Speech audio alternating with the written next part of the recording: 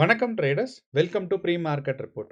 So இன்னைக்கு நம்ம இந்த வீடியோவில் நிஃப்டி, பேங்க் நிஃப்டி மற்றும் சென்செக்ஸ் வந்து பிப்ரவரி 23ஆம் தேதி திங்கட்கிழமை என்ன நடக்கிறதுக்கான வாய்ப்பு இருக்குது அப்படிங்கிறத பார்க்க போகிறோம். ஸோ இந்த அனாலிசிஸ் பார்த்தீங்கன்னா ஃபஸ்ட்டு வந்து நம்மளோட கிஃப்ட் நிஃப்டியை பற்றி பார்ப்போம். அப்போ இந்த கிஃப்ட் நிஃப்டியை பார்க்கும்போது நமக்கு இன்னையோட மார்க்கெட்டில் கேப் டவுன் வர்றதுக்கான வாய்ப்புகள் இருக்கா என்னங்கிறது தெரியும்.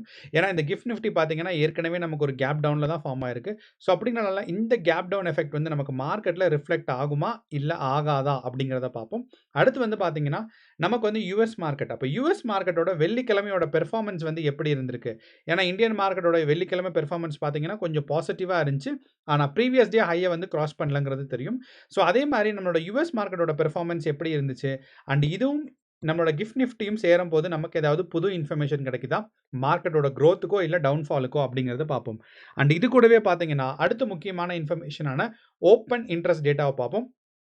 அப்போ இந்த ஓப்பன் இன்ட்ரெஸ்ட் டேட்டா பார்க்கும்போது நமக்கு பிசிஆர் ரேஷியோ அதே மாதிரி நமக்கு கால்ஸ் அண்ட் புட்ஸை பார்த்தோம்னா எந்த ஏரியாவில் நமக்கு ஸ்ட்ராங்கான புட் இருக்குது, எந்த ஏரியாவில் ஸ்ட்ராங்கான கால் இருக்குது, அதனால் நமக்கு சப்போர்ட் அண்ட் ரெசிஸ்டன்ஸ் கன்ஃபார்ம் ஆகும். கடைசியாக பார்த்தீங்கன்னா முக்கியமான டேட்டாவான எஃப்ஐஐஸ் அண்ட் டிஐஐஸ் அண்ட் ப்ரோஸோட இண்டெக்ஸ்ட் ஆப்ஷன்ஸில் அவங்க வெள்ளிக்கிழமை எப்படி ஹோல்ட் பண்ணியிருந்தாங்க அப்படிங்கிறதான் பார்க்க போகிறோம்.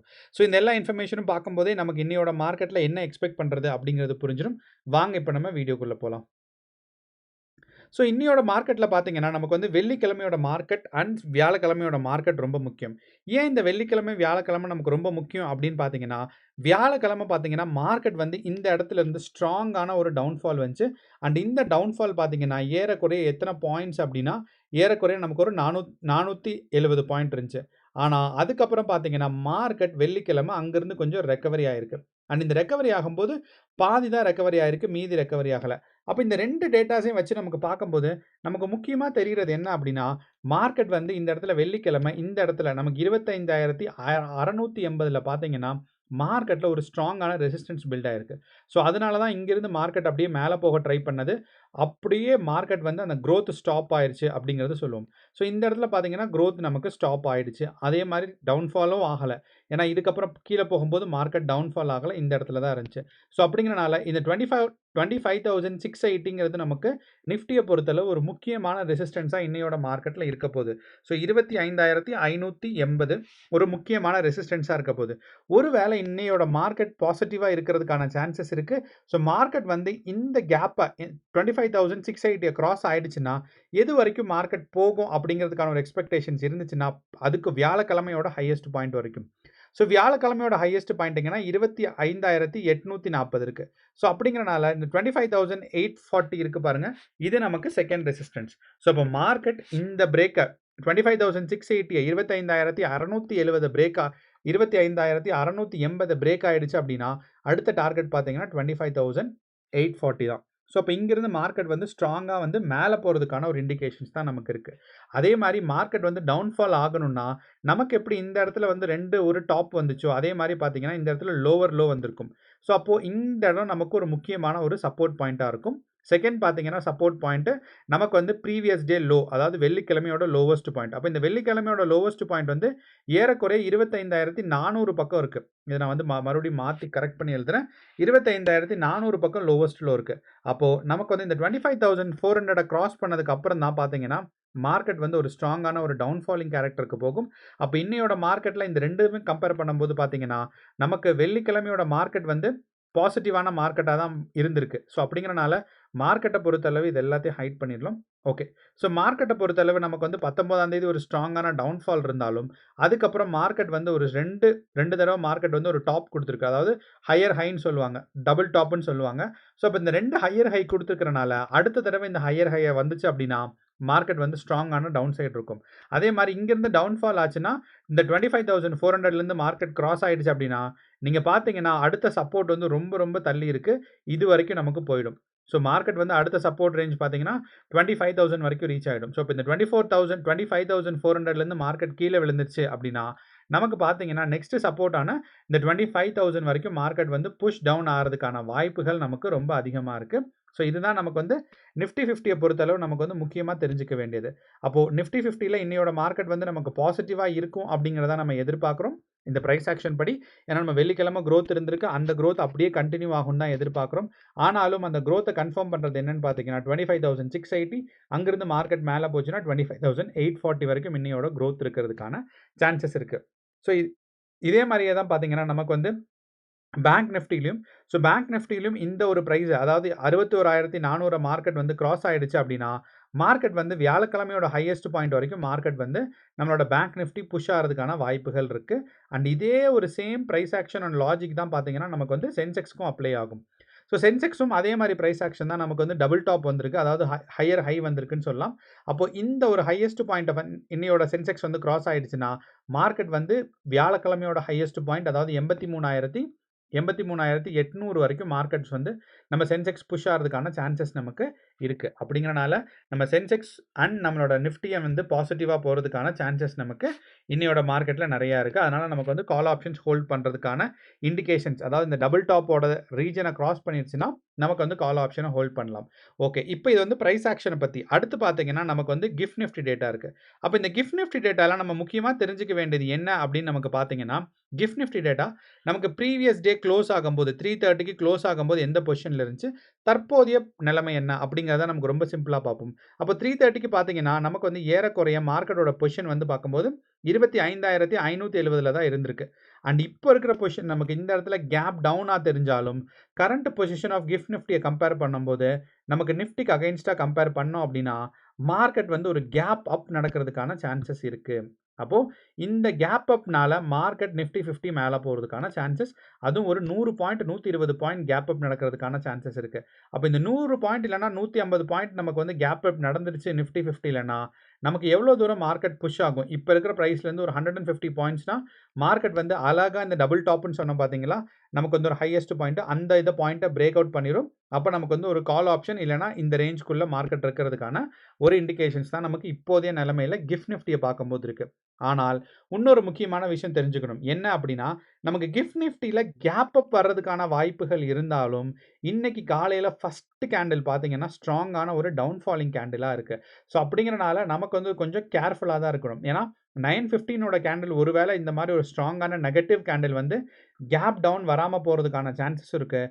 அதே மாதிரி ஒரு பாசிட்டிவான கேண்டில் வந்து இந்த கேப் அப் வந்து கொஞ்சம் இன்க்ரீஸ் ஆகிறதுக்கு சான்சஸ் இருக்குது. ஸோ அப்படிங்கிறனால 9:15 கேண்டிலை கண்டிப்பாக நீங்கள் வாட்ச் பண்ணிங்கன்னா உங்களோட பொசிஷன்ஸ் வந்து ப்ராஃபிட்டபிளாக ஆகுமா, இல்லைனா இதுக்கு மேலே நீங்கள் வந்து பொசிஷன் எவ்வளோ தூரம் எடுக்கலாங்கிறது இருக்கும். ஒருவேளை இந்த பாயிண்ட் 25,880 வந்து கேப் அப்பில் 9:15க்குள்ளே கிராஸ் ஆகிடுச்சு அப்படின்னா மார்க்கெட் வந்து பார்த்தீங்கன்னா ஸ்ட்ராங்கான ஒரு பாசிட்டிவ் ட்ரெண்டாக இருக்கும். அப்படி இல்லைன்னா நமக்கு வந்து ஒரு பாசிட்டிவான கன்சாலிடேஷன். அப்படின்னா என்னன்னா இந்த நிஃப்டியை பேங்க் நிஃப்டி அண்ட் சென்செக்ஸை பொறுத்தளவு இந்த ரேஞ்சை, அதாவது இந்த டபுள் டாப் வந்துச்சு பாருங்கள், இந்த ரேஞ்சை வந்து கிராஸ் பண்ணிடும். ஆனால் அதுக்கு முன்னாடி இருக்கிற மேலே இருக்கிற ரேஞ்ச் வியாழக்கிழமையோட ஹையஸ்ட் பாயிண்ட் இருக்குல்ல, அதை கிராஸ் பண்ணாமல் மார்க்கெட் வந்து அப்படியே ஒரு சைட்வேஸ் மூவ்மெண்ட்டில் இருக்கும். ஸோ இது வந்து நமக்கு ஒரு பாசிட்டிவ் கன்சாலிடேஷன் அப்படிங்கிறது சொல்லலாம். ஏன்னா இங்கே ஒரு கேப் அப் நடந்திருக்கனால. இந்த ஒரு கேப் டவுன் நடக்காமல் இருந்துச்சு அப்படின்னா மார்க்கெட்டில் ஸ்ட்ராங்கான ஒரு பாசிட்டிவ் ட்ரெண்ட் இருக்குன்னு சொல்லலாம். ஆனால் இந்த ஒரு கேப் டவுன்னால நமக்கு இப்போ ஒரே ஒரு குழப்பமாக இருக்குது. ஸோ அப்படிங்கிறனால மார்க்கெட் பாசிட்டிவாக இருக்கும், ஆனால் ஒரு பாசிட்டிவ் கன்சாலிடேஷன் இருக்கிறதுக்கான சான்சஸ் இருக்குங்கிறத நம்ம மறந்துடக்கூடாது. மூணாவதாக பார்த்தீங்கன்னா நம்மளோட US market. So US market பார்க்கும்போது நம்ம ரொம்ப சிம்பிளாகவே அனலைஸ் பண்ணோம் அப்படின்னா மார்க்கெட் வந்து நமக்கு போன வெள்ளிக்கிழமை மார்க்கெட் வந்து ஒரு பாசிட்டிவான மார்க்கெட்டாக தான் இருக்குது. நமக்கு வந்து கன்சாலிடேஷன் ஃபேஸ் மாதிரி தெரிஞ்சாலும் நமக்கு வந்து பார்த்தீங்கன்னா மார்க்கெட்டோட ஓவரால் அதாவது ஸ்டார்டிங் அண்ட் எண்டிங் பாயிண்ட் பார்க்கும்போது ஒரு ஸ்ட்ராங்கான ஒரு upward trend of price action தான் நமக்கு 3 இண்டெக்ஸஸ்லையுமே இருக்குது நம்மளோட யூஎஸ் மார்க்கெட்டில்.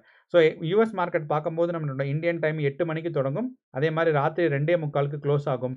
ஸோ நாஸ்டாக்கோட காம்போசிட் இண்டெக்ஸ், அதே மாதிரி பார்த்தீங்கன்னா S&P 500, அடுத்து நம்மளோட டவ் ஜோன்ஸ் இண்டஸ்ட்ரியல் ஆவரேஜ், இது மூணுமே மார்க்கெட்டில் வெள்ளிக்கிழமை பாசிட்டிவாக தான் இருந்திருக்கு. அப்போது நமக்கு வந்து கிஃப்ட் நிஃப்டி பாசிட்டிவ் சொல்லுது, யூஎஸ் மார்க்கெட் பாசிட்டிவ் சொல்லுது. அடுத்து வந்து பார்த்தீங்கன்னா நமக்கு இண்டெக்ஸ்ட் ஆப்ஷன்ஸில் எஃப்ஐஎஸோட பொசிஷன் பார்த்தீங்கன்னா நமக்கு வந்து நெட் புல்லிஷாக இருக்குது. அதே மாதிரி ப்ரோஸோட பொசிஷனும் பார்த்தீங்கன்னா நெட்டு புல்லிஷாக இருக்குது. இதே மாதிரி போன வாரம் ஒரு தடவை நடந்துச்சு. என்ன அப்படின்னா எல்லா டேட்டாஸும் மார்க்கெட்ஸில் வந்து பாசிட்டிவாக இருக்கிற மாதிரி இருந்துச்சு. அன்னைக்கு வந்து பார்த்தீங்கன்னா மார்க்கெட் ஒரு ஸ்ட்ராங்கான ஒரு டவுன்ஃபாலிங் நேச்சர் வந்துச்சு. அது என்னைக்கு அப்படின்னு பார்த்தீங்கன்னா நம்மளோட வியாழக்கிழமை தான். ஸோ வியாழக்கிழமை எல்லா டேட்டாஸும் என்ன சொல்லுச்சுன்னா மார்க்கெட்டில் வந்து பாசிட்டிவான ஒரு ட்ரெண்ட் இருக்கும் அப்படிங்கிறத இண்டிகேட் பண்ணுச்சு. ஃபார் எக்ஸாம்பிள் இந்த நம்மளோட புதன்கிழமையோட இது பார்த்தோம் அப்படின்னா நமக்கு வந்து பார்த்தீங்கன்னா தெரியுது நெட் புல்லிஷாக தான் இருந்திருக்கா.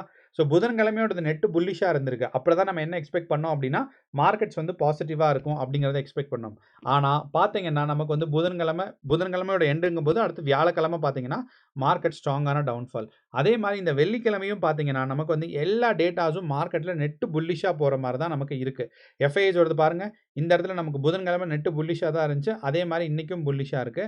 அதே மாரி நமக்கு டிஐஐஸ் அண்ட் டிஐயோட டேட்டாவும் பார்த்தீங்கன்னா, மார்க்கெட்ல வந்து கிஃப்ட் நிஃப்டியோட டேட்டாவும் மார்க்கெட்ல ஸ்ட்ராங்கான கேப் டவுன் அப் சாரி ஸ்ட்ராங்கான ஒரு கேப் அப் வரதுக்கான ஒரு இண்டிகேஷன்ஸ் குடுத்திருக்கு.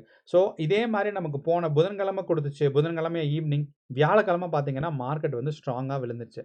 அப்போ எல்லா டேட்டாஸும் நமக்கு வந்து பாசிட்டிவா இருக்கு அப்படிங்கிறனால, நம்ம ஒரு காஷியஸா இருக்கணும். அப்ப இந்த எல்லா டேட்டாஸையும் தவிர நம்மளோட கிஃப்ட் நிஃப்டி டேட்டாஸ் இன்க்ளூட் பண்ணி மார்க்கெட் வந்து பாசிட்டிவ் இருக்கு. ஆனா நம்மளோட ஓப்பன் இன்ட்ரெஸ்ட் டேட்டால பார்த்தோம்னா, பிசிஆர் ரேஷியோ 0.9 இருக்கு. ஸோ இந்த பிசிஆர் ரேஷியோ 0.9 என்ன சொல்லுதுன்னா, மார்க்கெட்ல ஒரு சரிவு நிலை வர்றதுக்கான வாய்ப்புகள் இருக்குன்னு சொல்லுது. அப்ப நம்மளோட ஓப்பன் இன்ட்ரெஸ்ட் டேட்டா மட்டும் கொஞ்சம் பயப்படுற மாரி இருக்கு. சென்செக்ஸ்லயும் பார்த்தீங்கன்னா, பிசிஆர் ரேஷியோ 0.9 இருக்கு. நம்மளோட நிஃப்டி 50லயும் பார்த்தீங்கன்னா, பிசிஆர் ரேஷியோ 0.9 இருக்கு. பேங்க் நிஃப்டிலயும் பார்க்கும்போது நமக்கு பிசிஆர் ரேஷியோ 1 புள்ளி இருக்கு. ஸோ பிசிஆர் ரேஷியோ 0.7க்கு அதாவது 0.7க்கு மேல இருந்துச்சுனாவே மார்க்கெட் வந்து ஒரு ஸ்ட்ராங்கான டவுன்ஃபாலிங் கேரக்டர்னு அர்த்தம். அப்ப இந்த பிசிஆர் ரேஷியோ நமக்கு ஒரு பயத்த குடுக்குது. அப்போ மத்த எல்லா டேட்டாஸும் பாசிட்டிவாக இருந்தாலும், நம்ம வந்து இன்னையோட நிஃப்டி மார்க்கெட்ல ரொம்ப காஷியஸா இருக்கணும். ஏன்னா, இந்த காஷியஸ்னஸ் நம்ம இருக்கணுங்கிறத தெரிஞ்சுக்கிறதுக்கு இந்தியா விக்ஸ் தான். ஸோ இந்தியா விக்ஸ் வந்து இந்த 14.5லிருந்து மேலேயே இப்படியே கன்டின்யூ ஆனாவோ, இல்ல இங்கிருந்து கீழ விழுந்தாவோ, நமக்கு வந்து நிஃப்டி மேல போகும். அப்படி இல்ல, இந்த 14.5லயே கன்டின்யூ ஆச்சு அப்படின்னா, இல்லன்னா இங்கிருந்து மேல போச்சுன்னா, நமக்கு வந்து மார்க்கெட்ஸ் எல்லாம் கீழ விழும். ஸோ இந்தியா விக்ஸோட டைரக்ஷனும், மார்க்கெட்டோட டைரக்ஷனும் அகைன்ஸ்ட்டா இருக்கு. ஸோ மறுபடியும் சொல்றேன், 14.5ல இருந்தாலோ, இல்லன்னா அதிலிருந்து மேல போனாலோ, மார்க்கெட்ஸ் கீழ விழும். ஓகேவா? அதே மாரி 14.5லிருந்து மார்க்கெட்ஸ் இந்தியா விக்ஸ் டேட்டா கீழ போச்சு அப்படின்னா, பேனிக்னஸ் குறையுது. அக்ரெசிவான பையிங் அண்ட் செல்லிங் போகுது. இந்தியா விக்ஸ் அதாவது இந்தியன் மார்க்கெட்டோட வாலடைலிட்டி கம்மியாகுது. ஸோ வாலடைலிட்டி, பேனிக்னஸ் எல்லாமே கம்மியாகுதுன்னா, மார்க்கெட்ஸ் பாசிட்டிவா இருக்கும். ஸோ அப்போ இந்தியா விக்ஸ் வந்து லாகிங் இண்டிகேட்டர் தான். பட் ஆனா அதோட ட்ரெண்ட பார்த்தீங்க. ஃபார் எக்ஸாம்பிள் நமக்கு 20ஆம் தேதி பார்த்தீங்கன்னா, மார்க்கெட் இதே இடத்துல ஸ்டாக்னன்ட்டா இருந்துச்சு. ஆனா நமக்கு 19ஆம் தேதி பார்த்தீங்கன்னா, இந்த ட்ரெண்ட் வந்து பாசிட்டிவா இருந்துச்சு. ஸோ இதே மாரி ட்ரெண்ட் ஒரு பாசிட்டிவ் ட்ரெண்ட குடுத்துச்சு அப்படின்னா, நம்மளோட மார்க்கெட்ஸ் கீழ விழப்போகுது. இல்ல இது ஒரு நெகட்டிவ் ட்ரெண்ட குடுத்துச்சுன்னா, மார்க்கெட்ஸ் பாசிட்டிவா இருக்க போது. ஸோ இந்தியா விக்ஸ் தான் நமக்கு இன்னைக்கு ஒரு டிசைடிங் ஃபேக்டரா இருக்க போது.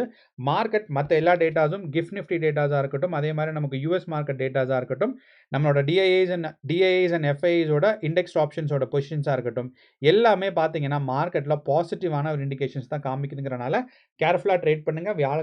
வியாழக்கிழமை நடந்த மாரி மறுபடியும் நடக்கிறதுக்கான வாய்ப்புகள் இருக்கு. ஸோ கேர்ஃபுல்லா ட்ரேட் பண்ணுங்க. All the best. நன்றி. வணக்கம்.